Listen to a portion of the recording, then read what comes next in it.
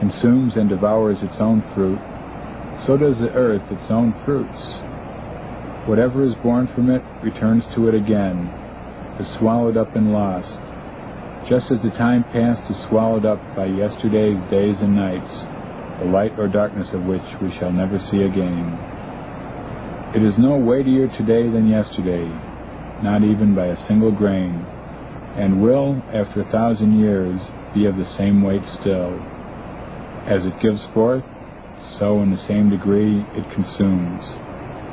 The death of the water, however, is in its own proper element, in that great terminus and center of water, the sea, wherein the rivers and whatever else flows into it die and are consumed as wood in the fire.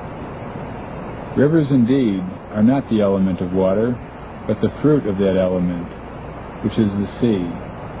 From this they derive their origin, and in this they receive both their life and their death.